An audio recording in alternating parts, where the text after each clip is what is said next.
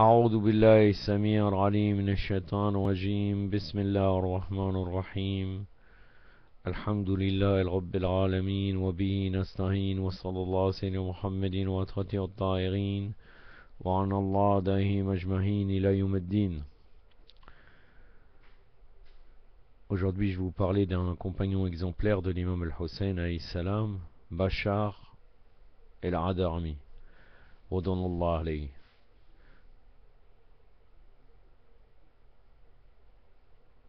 El-Adarmi, ce compagnon exemplaire, a eu le privilège d'être mentionné dans la ziyarat Nahiyat al-Muqaddasa. On pourrait dire Nahiya, peut-être la Karbala, la Sainte, même si nous n'avons pas, il n'y a pas le terme Karbala à l'intérieur.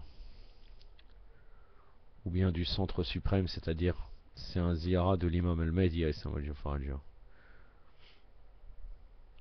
Ce compagnon a prouvé son amour véritable par ses paroles et ses actions. Bachar al-Adarmi fait un grand compagnon de l'imam Ali alayhi salam, un des plus illustres. Son courage faisait fuir les ennemis. Il fut aussi un des artisans pour la diffusion de l'islam. Dès que Bachar al-Adarmi sut que l'imam al-Hussein alayhi salam se rendrait à Karbala, il s'empressa de prendre la route vers l'Irak, afin de se trouver la nuit du 10 du mois de Muharram, en compagnon de son bien-aimé l'imam al-Hussein alayhi salam. Lorsque l'imam Hussein rassembla ses compagnons la nuit de Ashura, il leur dit les larmes aux yeux: cette nuit va être pesante, prenez-en soin et faites en sorte qu'elle soit grandiose. Restez près des membres de ma famille alayhi salam. Alayhum salam, qu'Allah vous récompense tous pour ce que vous faites pour nous. Mais sachez que l'ennemi ne vous en veut pas, c'est moi qu'il recherche. Nous allons être séparés par le deuil. Tous les compagnons eurent les larmes aux yeux et jetèrent un regard attendrissant vers l'imam al-Hussein alayhi salam, qui exprimait leur attachement et leur loyauté. Peu de temps après, un homme en provenance de Koufa s'arrêta pour annoncer ceci à Bachar el-Adarmi. Je suis un envoyé de la part de ton fils et de ton épouse. Ton fils Mohammed est fait prisonnier, et le reste de ta famille te réclame. Ils m'ont envoyé afin que tu t'occupes d'eux et que tu délivres ton fils. Bachar el-Adarmi répondit à l'envoyé: vais-je abandonner al-Hussein alayhi salam pour sauver mon fils? Et pourquoi devrais-je désirer mon fils? Et comment y parvenir? Je donne mon âme pour l'amour d'Allah. Je n'aime pas qu'on rende captif mon fils, alors que moi je reste vivant après lui.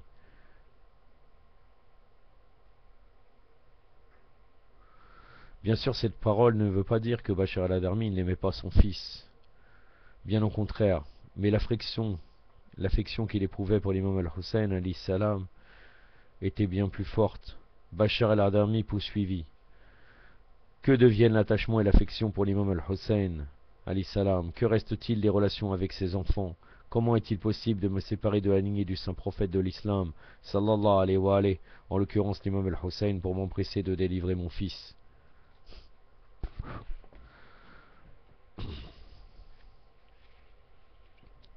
Bachar al-Adarmi était trop indécis pour se résoudre à s'allier à l'imam al-Hussein, et à l'affection qu'il entretenait pour lui était instable. L'imam al-Hussein alayhi salam avait une connaissance parfaite du comportement de chacun de ses compagnons. C'est pourquoi les intentions de Bachar al-Adarmi arrivèrent auprès de l'imam al-Hussein, et sur ce l'imam convoqua Bachar. C'est alors que l'imam alayhi salam, en présence de Bachar, déclara: tu es délié de ton serment d'allégeance envers moi, fais ce que bon te semble et va vers ton fils. Quelle fut la réponse de Bachar al-Adarmi face à l'imam al-Hussein alayhi salam? Il faut savoir que l'imam Hussein est le véritable souverain, que nous avons connaissance au plus profond de notre cœur. Il n'y a aucun intérêt pour celui qui agit avec complaisance, qui fait semblant et est menteur avec l'imam al-Hussein alayhi salam.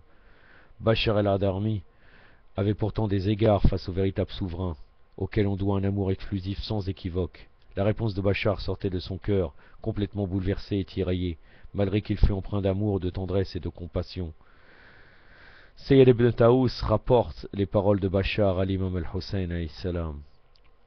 Non, je jure par Allah, je n'agirai pas ainsi. Même si un fauve me dévorait vivant, je serais séparé de toi par mon corps. Certes, je serai loin de toi, mais dans mon cœur, tu y séjourneras pour toujours. Mais de nombreuses interrogations Tenez Bachar à l'entrée de Koufa, comment puis-je partir avec toi alors que tu as très peu de partisans qui t'accompagnent? Et comment puis-je m'allier avec le nombre infime de tes partisans qui viennent à ta rencontre? Tu es un exilé et je ne peux goûter le que tu apportes, et de ce fait je ne peux être parmi tes partisans. Mais par la suite, Bachar il a pris conscience que le fait de laisser l'imam al-Hussein, c'était une perte, une grande perte pour l'au-delà. Jusqu'à qu'il arrive à préférer laisser son fils prisonnier et tomber martyr à la plaine de Karbala. Voyez la grandeur de ce compagnon qui a sacrifié tout pour l'imam al-Hussein alayhi salam. Wa sallallahu alayhi wa sallam Muhammadin wa atratir at-tahirin. Assalamu alaikum wa rahmatullah.